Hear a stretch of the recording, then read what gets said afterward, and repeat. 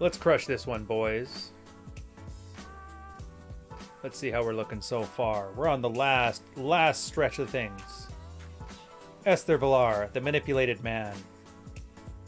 Every MGTOW talking point, every MRA talking point, everything you thought you knew that men had created to show how hard done we are, turns out it was made by a woman. Woman born in the Prohibition days, which meant her dad probably bought bootleg liquor. So sad, so sad. Welcome, everybody. We're going full cinematic today. Welcome to the channel. If you're just catching this one now, we are episode... What episode is this one now? 13? Part 12. Sidebar Series. Did a feminist create the MRA and the MGTOW movements? The answer to that one is yes, obviously, but you throw a question on there to pique his curiosity going, well, that's weird. I hate women. Did a woman get me to hate women? Who knows? Well, now you know. As per Esther's talk here, this next chapter is going to be about the masks, the feminine masks, or the masks that women wear. If you guys don't know what that means a psychological and emotional barrier that they put between themselves and men. This is kind of one of her better chapters, to be honest with you. And while she came out and did this stuff a lot at the time before evolutionary psychology became a practice, as best I can tell, she did hint upon a lot of the things just right. So she starts it off with, there is virtually no difference between an unmade up, bald, naked woman and an unmade up, bald, naked man except for their reproductive organs. Any other difference between them is artificially produced. Obviously, if you're catching this right now, you should already notice that she's kind of into blank slate. She thinks that the difference between men and women are one has a dick and one has boobs. Completely ridiculous. We now know a lot more now than we did then, but this blank slate equalism has something that's really taken over. And if anybody is ever wondering how come it is that feminists and a lot of the MGTOW types tend to all talk about men and women as if they're equal, this is largely why. Again, women ruined everything, and in this case, they ruined the MRA. So what do I mean there? Well, I don't get it. They always talk about how men and women are different. Yeah, well, picture this. You're having a lot of people discuss how females, or women in this case, are very attracted to you. You have to have that type 2 super chiseled jaw, the Chad chin, or otherwise girls aren't going to like you. Right there, a guy will maybe pay lip service to saying men and women are different, but then he tacitly admits that women are just as visual as men when it comes to attraction, and so that jawline is the one thing that's keeping away from the happiness and their white picket fence. Obviously untrue. So it leads you to wonder, if a guy is telling you how men and women are different, yet on every single item that he's insecure about, his physical appearance, his ability to attract women, he automatically defaults to that. And that lets you know a lot of guys are just saying talking points. They aren't actually thinking things through. They aren't actually using this stuff. And this is important because this creates a concept which I call clubhouse masculinity, or guys that have taken the red pill and they join it because, well, it's edgy and feminists hate it, therefore I like it, as if it's like a Nerf gun that you pick up at the store, or the newest version of Pepsi or Coke. Well, now there's red pill cola. Absolutely ridiculous, and it's kind of antithetical to the entire idea of replicatable sexual strategy for the improvement of the lives of men. Again, this girl is absolutely savage with chicks, but she still holds on to a lot of this stuff, so she kind of made half steps, half measures into understanding the sexual marketplace 50 years ago, and a lot of people just have not advanced past it, and this is a good example of it. So, carrying on. A man becomes a man because he develops his intelligence, and through its development, his productivity. His appearance changes very little. A woman becomes a woman by means of gradual stultification, which I've never used that word before, and deliberately transforming her external appearance, and this differentiation between the sexes is prompted exclusively by women. She's kind of beating around the bush here, but getting into the idea of inter and intra-sexual competition. If you guys don't know the difference, one of them is, from a male perspective, intersexual is men fighting for the attention of women. Intrasexual is men fighting for the competition to be the leader of men. Women want them, men want to be them. Intrasexual. Easy way to think about it. Unfortunately, the part that she gets wrong here is that men's appearance changes very little. The best argument you could make for that is because men's faces tend to have a lot more collagen in them. It tends to age a lot more slowly than women's do. It's actually a very common phenomenon. They call it bodybuilding face. If you look it up, you'll see what I'm talking about. It turns out for a lot of female bodybuilders, because of the push for mass above all that happened in the late 80s, early 90s in the bodybuilding circuits, female Mrs. Olympia, or whatever their equivalent is, ended up going from like a fitness model look to very, very masculine looking women. And the one thing that they noticed is that their faces got very gaunt very quickly. Again, it's because the collagen breaks down a little bit faster. It's because of the increased testosterone wreaks havoc on somebody who's that old, and it tends to age women a lot more prematurely. So, like I said, she kind of catches on to it here. Now, the other part that she's going to get into here is about deceptive mating preferences. If you guys don't know, from a pure evolutionary psychology standpoint, men's sexual strategy and women's sexual strategy are at odds. It's combative, it's adversarial. They're not actually cooperative. It turns out men and women are not on the same team. And I'm sure you guys have heard the red-pilled adage, she's not yours, it's only your turn, and she's not on your side. Well, this is kind of what it's referring to here. As it said, the female sexual strategy is to attain the highest quality man she can from a genetic perspective, which we notice by secondary characteristics, by looks, by status, by pre-selection. To have as many cave babies as she wants, and then the most secure, comfortable, and provision-like cave beta Billy that she can find to raise the kids. Now, if you can find that in the same caveman, that's great. But if not, the idea is this female version of polygamy, where they try to secure multiple men for multiple different purposes. This part, the second part of it, the beta buck side of the equation, the good provider stuff, Esther is very good at pointing out how bad of a deal they have it in modern society, which is probably the strongest point of this thing. Like, if you get through this book and you don't understand how being the good father who can provide and put bacon on the table, that sort of provision is a bad deal for you, especially nowadays, then there's really no convincing you, and you're better off just going over to watch a nice blue pill channel talk about just being yourself.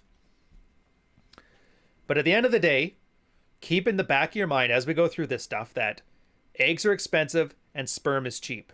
It's always going to be a buyer's market, and that's just the way humankind has been developed. As Royce used to say, man has been given the short end of the stick, so your job is to sharpen that son of a bitch up and stab anybody in the heart who gets in your way. So continuing on here, as we have said, a man is considered masculine only after a series of manipulations on the part of women. A woman, on the other hand, is the author of her own transformation and produces femininity by means of cosmetics, hairstyle, and clothes. This femininity, synthetic in origin, consists of two different components: emphasis on secondary sexual characteristics and distancing herself by means of masks. Women makes various types of masks in order to make the difference between herself and a given man as conspicuous as possible. Again, she's very close, but she doesn't quite catch the main gist of it. So these secondary sexual characteristics, they're all we have to go on. A girl has no idea what a man's genealogy is like. All they have to go on are the secondary characteristics. Is he in shape? Is he fit? Is his facial structure good? That sort of thing. These all signal healthiness, but not necessarily. And this is obviously the reason why plastic surgery or breast augmentation among women show that we've kind of detached genetics from the secondary characteristics. At the same time, makeup is another perfect example of you could arguably call it a cybernetic augmentation. Makes girls' skin look healthier, makes them look better as a genetic specimen, and guys, going by our secondary characteristics, will do that to base on it. That's why a lot of guys have this meme floating around where makeup is essentially deception. On your first date, take a girl to the pool so you see what she looks like without makeup. That sort of thing. So there is a basis to it, even if it's kind of artistically implemented. Forgive the squeaks on the chair here. At the same time, women have this one themselves, and from guys, from the idea of them being able to work out, keep their diets in check, steroids, that sort of thing, we're actually able to cheat the secondary characteristics as well, which is a big reason why, again, we have a very feminine-centric society. If you look at the taboo that surrounds steroids and compare that to the taboo that surrounds breast augmentation, you kind of have an idea where we're at here. And again, women have used feminism not as an ideology, but as a tactic. It's essentially a society-wide version of a battle axe housewife nagging her husband into getting more stuff. Part of the outcomes of this is that things that increase males' virility has been stigmatized, and things that increase women's virility has been paraded around or otherwise, applauded. Something to keep in mind then. Things that tend to make you better off tend to make you look like the bad guy. Again, don't be afraid to look like the bad guy in your life. Or the alternative opinion here is you go by Esther Villa's thing and just complain. Whammon is bad, am I right, fellas? Again, if you want to just scream into the clouds and cry and pee into the hurricane, you're more than welcome to. But on this side of the tracks, we end up fixing things here. And part of it is just you have to be okay with being the bad guy. Because like she admits here, the way our society has been kind of advancing and civilizing over the past couple decades is man is bad, and the things that benefit man is bad, and the things good for women are good, and they should benefit women. Again, it's all about deceptive mating practices. And so in this case, for the man standpoint, not being nice, not being validation seeking, and tying into the weaponized children thing we talked about before, where women often have 2 children so they can use lazy parenting strategies of pitting the identities of one against the other in order to make her job easier, but at the expense of the psychological well-being of the children. At the same time, removing or cycling through male father figures in the kid's life also have a detrimental effect. So again, you're behind the 8 ball, which is fine, but this stuff is all solvable problems. Now, when she talks about the part that women are the author of their own transformation and men are manipulated, that's not entirely true. We kind of had effects from both of it, and our environment is important here. And this is where that whole self-improvement, but do it for yourself, not for women, kind of falls flat and kind of misses the larger picture. Yes, you obviously like sex. As a man, you're kind of hardwired to it. So you like sex, so you do things that would attract women. In general, not a woman, but more women. Nothing wrong with that. It's probably one of the best human incentives around. And in fact, until the invention of the steam engine, that was the primary way civilization kept going. The church, the king, they would promise everybody you get yourself one wife. Won't be the best, but it'll be yours. And we just need you to work those fields. And guys were plowing those fields for thousands of years. So don't be too afraid to think that sexual gratification is a bad motivation. It's actually a pretty good one. It's validation seeking that's the wrong one. At the same time, what women are attracted to is going to guide and shape what masculinity means for a man. That's why right now, being lean is seen as generally a better thing as opposed to being giant, swole, powerlifter body. Maybe in times of scarcity, when you had to fight off cave bears in the caves, a swole man was probably more attractive. Or if you were in a society that had a lot of famines, being a fat guy ended up being an attractive secondary quality. In this case, in the land of abundance, a guy who's able to show restraint and has the genes to kind of get past societal ills without causing too much harm on his body is seen as preferable. So in that sense, women actually do guide a small part of what makes men men. At the same time, if they were the only ones doing selecting, you would end up having a secondary male characteristic where if I just outcompete the other guys for the selection of women, then I'm the best of what's left. So you also have the male situation here where guys use their own versions of bravado, social status, social signaling, all the stuff that Esther refers to in here throughout the book, and especially on the last chapter as feedback loops, or the cycle of slavery that she refers to it as, where a guy works hard to earn enough money so his wife can buy trinkets and treat her as divine. But in order to do that, he has to pitch to other dudes' wives that they need to buy this certain makeup and this certain widget so that and then everybody ends up in this cycle at who makes more money, and they always have to fight for a completely ravenous female population of consumers. In one sense, yeah, it is kind of BS, but at the other sense, this is really men doing it to themselves. They're over-competing each other. They're doing one-ups constantly in order to compete for the eye of the women around them. So, in a sense, you kind of need a balance of these female-selected characteristics and these male-selected characteristics to help you build a better self-actualized roadmap to what version of masculinity you want to build. Because essentially, if you end up as a gym cell, Yeah, you read a lot of philosophy, you work out all the time, you're on trend, you're swole, but no guy can stand the sight of you or hang around you for more than 2 minutes, and no girl wants to touch you because they're not attracted to those gigantic swole guys and they'd rather have somebody lean.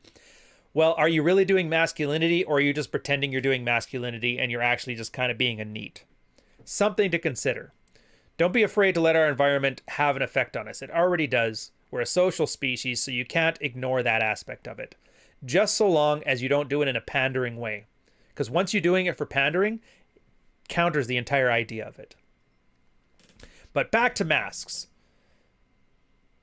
So makeup and clothing, and this is the next point she makes. Makeup and clothing used to be what women would do to get a man. That's like the classic model. That's old order thinking. Women wear heels because it makes their legs look nicer for guys. Women do their hair up because guys like girls with nice hair. But since we've moved to this society that's more civilized, we have less war, we have less death in general, less risk, so there's more guys in general. For the longest time in human history, men and women are largely born 50-50. 100 men for every 100 women. War would kind of drop that down. You'd have maybe 90 men, maybe 80 men, and it put a certain pressure on the female side of things to be more enticing towards men because there's not enough men to go around, so it increases competition. But now that we're a super safe society, now that China and India have basically gotten rid of like a ton of women out of theirs with their certain one-child policy and like infanticide abortions, you have a glut of masculinity around here. And by masculinity, I just mean males. I think we're up to, if you want to do like an entire population of people, it's like 1.1 or 1.2 to 1. So that means we got extra dudes. And that pressure takes the pressure off of women. And now guys end up having to compete for the likes of women, which is something kind of neat. So we've gone from being makeup, clothing, and those typical female standard activities from being an intersexual competition, how can they fight to get a man, to being an intrasexual competition. They're fighting amongst their other women to be who's the thoughtiest thought of Thoughtville, who's the mayor of Thoughtland. So as she describes here, as the amount of money available to women depends on their husband's income, women are divided into classes. Those who have an excellent mask, those whose mask is good, and those whose masquerade is merely adequate. The first group became the idols of all the others, and thanks to manipulated man, the constant efforts of their public relations organizations provide kind of a vicarious gratification for them. That's exactly what we're talking about here. Women don't need to fight for the affections of men anymore because male attention is cheap, it's easy, and it's probably endless. It's the horn of plenty for chicks. So what do chicks have left? Well, they compete against other women. Yeah, you go, girl. You're going to see a lot of things happen from this. Now, here's the funny thing, too. Competition has gotten to such a point that they actually have a term for the ones that weren't able to make the cut. They call them femcells now, which apparently guys were involuntarily celibate and girls just had to get in on the grift. So there's a bunch of girls now, either through antisocialness or lack of ability to compete or just physical unattractiveness, have been unable to enter the sexual marketplace in any form, or at least get the kind of men that they want. Because let's face it, there's a garbage tier of men that women would rather just go without than settle for. So this kind of competition is creating a bit of a glut where you end up with a large portion of guys who are having a much harder time than they used to have and a hard way ahead in the sexual marketplace, but you're also having a small percentage of women who are also unable to do it. So while she refers to this as a mask, what this really is the manifestation of inter and intrasexual competition in a modern abundant society. Now, I would argue, I've never been the biggest fan of their content. I don't look a lot of it I don't look about it a lot because it's really nothing that interests me, but places like the female dating strategy have started to crop up. So I would argue amongst this very, very hard done by female section of the population and the roadmap that they've been given by watching red pill dudes, that they're starting to develop a female strategy section. Now, we could argue whether it's good or it's bad, whether it's just them dick riding the idea of guys doing it so girls can do everything too.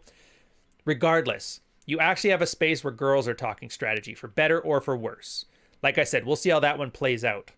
So far, the very little experience I've had has been very autistic and very adversarial and very antisocial interactions. Having said that, the red pill space has tons of it on their own, so you can't fault them for that. The tism is unisex. But the takeaway for this stuff, again, intersexual and intrasexual competition. Women have masks that they use to compete, which used to be for the attention of men, are now being used as flexes over women. And this is a big argument. If you want to take this from a sexual strategy standpoint, what do I do with this? This is the large case to be made for why men need to brand themselves as a luxury product and focus on the intrasexual competition, as opposed to trying to be the coolest man that ever man chopping wood with flannel, or the competing among other men. Because there's just way too many men, and you want to be the king of Incel Mountain, there's no point to it. So again, brand yourself as luxury. High value, fear of missing out, lot of options, aloof, you don't need the other person's business, and this is probably the best way to position yourself for sexual success in the future, because girls are increasingly competing amongst themselves and using you as a way to cudgel Stacy at how she can't get no man and she's got this top tier dude in her corner, is really the way the sexual marketplace is being shifting. So that's it for this chapter. We're going to start the next episode, The Business World is a Hunting Ground, right after this. If you're watching this after the fact, feel free, continue on to the playlist. Don't forget to hit like. Don't forget to subscribe if you like this content. Again, links are in the description for everything. You're going to see my book, Fuck Files, 15 Lessons from a Decade of Women.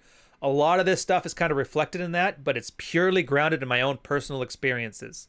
I make the case that Jordan Peterson offered you 12 rules for life for $24. I decided for $10 to give you 3 extra rules, so it's the best bang for your buck. But on that note, I'll see you guys in a minute on the next episode. So cheers.